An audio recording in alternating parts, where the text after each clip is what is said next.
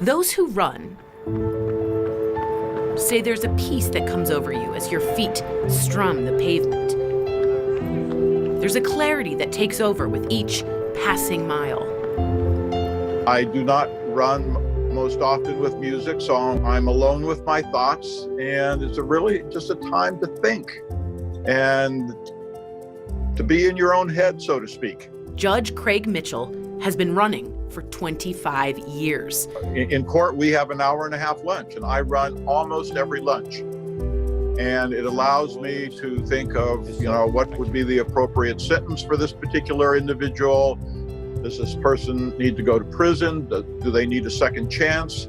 I mean, it's so helpful in so many different aspects of my life. 9 years ago, a paroled inmate who the judge had previously sentenced to prison asked him to visit the mission he was staying at on Skid Row. I mean, if you go down to Skid Row, what are you visually going to see?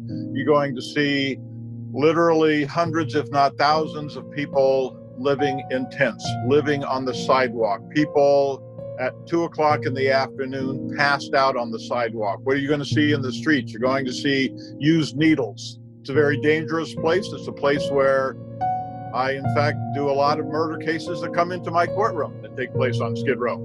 During his visit, the judge was asked by mission organizers if there was anything he could do to help. I knew how valuable running was in my own life and how therapeutic it was, and figured it would be a good activity for people in recovery. The club runs 3 times a week, ranging in distance from 5 miles to a staggering 20 miles. Initially, on a good day, I would have 2 to 3 runners join me. And, slowly the word spread. And, to fast forward to today, on a good day, we'll have 40 runners out there. Each runner brings with them his or her own hopes and dreams, as well as their own hurdles and demons. Over the years, the judge has seen countless stories of success from his runners, but also ones of heartbreak. Modi is not running with us this morning. Yeah, major relapse. One of the things that this whole experience has made me understand in a way that I didn't before is how powerful drugs such as heroin and methamphetamine are. I don't think there's a more insidious substance out there. Through it all, Judge Mitchell continues to run, and his group is thankful. People who suffer from addiction, not much else is going on in your life. You will do anything to get high. And so the running club, offers a community of people who understand one another's struggles, who support one another in the sobriety. If you eliminate the addiction, the blossoming that takes place is wonderful to behold.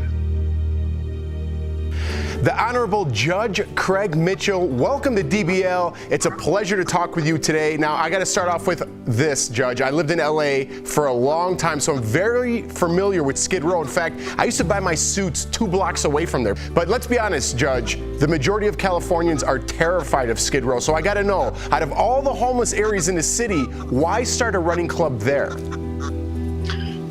You go where the need is. There are 3 major missions that service the homeless and addicted population. Midnight Mission, LA Mission, and Union Rescue. And that's where we primarily get our runners. Judge, let me just address the homeless population in LA for a minute, because a friend of our show, Dr. Drew, is on top of this problem. A lot of people don't see this as a problem, but the homeless population is growing more and more every day. Can you speak to this? It is, tragically. I mean, last year it was in the upper 50,000s. It's now probably mid 65,000 homeless people.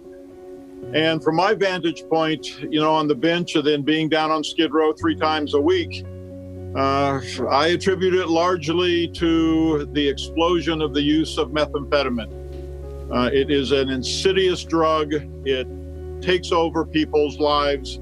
That's the real culprit in my view. Judge, when it comes to the homeless, our society tends to have a very one-dimensional view of them, but you want people to understand they are so much more. Can you explain that?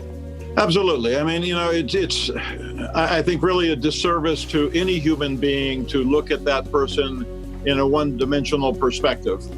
Everybody has a backstory. They have complexities, and that holds true for the homeless population. I know, even before I started the running club, you look at someone who is sleeping on a sidewalk, who is dirty, who may have a needle hanging from their arm. That's the same person that a mother held in their arms when that child was born. That is the same person that went into an elementary school classroom, all cleaned up with a smile on their face, eager to begin their life.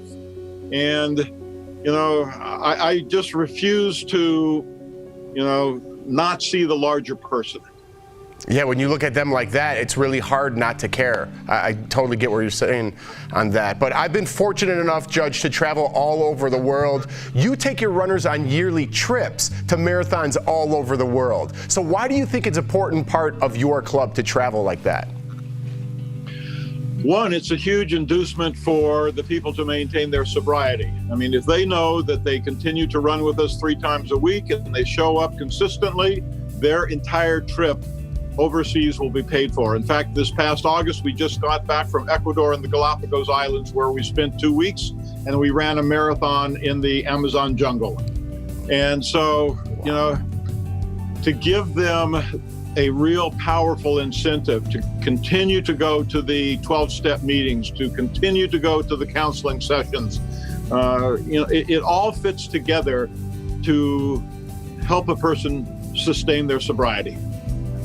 It makes perfect sense to me, but I understand that's a long road to get to that finish line, kind of pun intended on this one. Judge Mitchell, thank you again so much. And for all of you looking to learn more about this remarkable club, you can watch the Skid Row Marathon documentary on Amazon. And if you want to help, visit the website skidrowrunningclub.com. Judge, thank you so much for joining us here today.